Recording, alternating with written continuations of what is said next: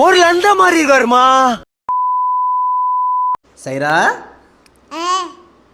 ஏதாவது சாப்பிடுவோம் போல. நாக்கு நம்மன்னு வந்துட்டு இருக்கு. நம்ம வீட்டில் என்ன இருக்குது சாப்பிட்றதுக்கு?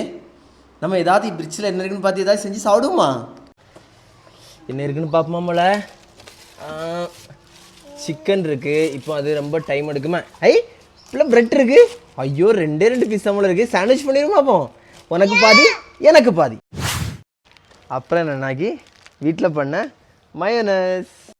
ஒரு வைப் இல்லையே.